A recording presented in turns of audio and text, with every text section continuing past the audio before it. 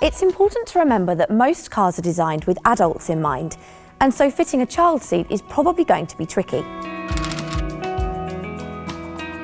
ISOFIX is a way of securing the child seat into the vehicle rather than using the vehicle seatbelt.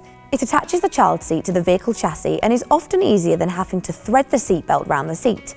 ISOFIX points are located when you see the label on the vehicle seat. If the car is iSize compatible, it would have this logo on the seat of the car instead. Top tethers are used to help hold the seat securely and prevent it pivoting during a crash. This is the logo for a top tether, which can normally be found on the back of the seat, the boot, the roof or the parcel shelf. Don't confuse them with luggage hooks. Check the vehicle handbook to be sure where they are in your vehicle. Some seats have a support leg which goes down to the floor of the vehicle to stop the seat pivoting during a crash. The prop has to make good contact with the solid floor of the vehicle.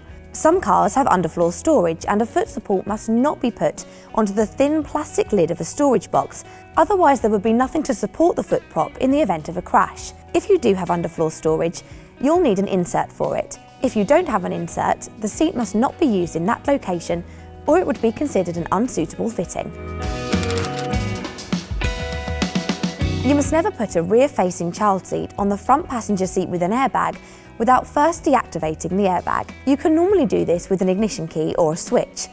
Not only is it dangerous, it's also an offence. Some vehicles also have side airbags that inflate from the side of the seats. Don't allow the child seat to lean against the car door, as it will need room to move if the airbags are deployed. Seatbelt lengths do vary, so if you're struggling to fit a child seat with a seatbelt, try it in another seat. When fitting a child seat, you need to correctly follow the blue guides for rear-facing seats or the red guides for forward-facing seats. Check the vehicle seatbelt and buckle aren't twisted, as this will mean the child seat is not fitted correctly and is unsafe. Some older vehicles are modified and fitted with seatbelts to assist with the carrying of children.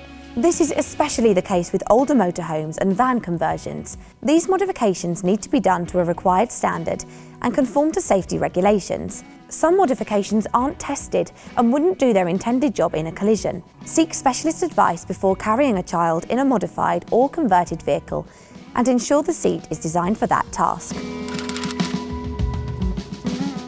Buckle crunch is where the buckle of the vehicle seatbelt is bent on or over the child seat. During an impact, this puts pressure on the buckle, which could fail and release the seat. To avoid this, ensure it's the webbing of the seatbelt holding the seat in place, not the seatbelt buckle. These can impede fitting a child seat, especially seats in Group 1, 2 or 3, as they can prevent good contact between the child seat and vehicle seat.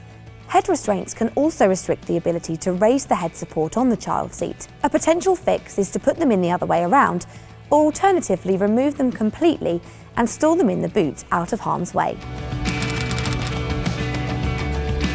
It's essential that the child seat is compatible with the vehicle it's going in. Also check which seats in the vehicle can properly fit a child seat.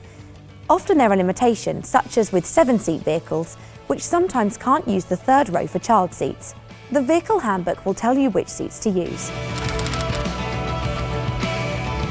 Your vehicle handbook will provide a lot of useful information about using a child seat, such as where the ISOFIX points are, where to find the tether points, which seats can be used for a child seat, sometimes which child seats were actually crash tested in your vehicle, when and how to turn the airbag off, and also how to remove the head restraints.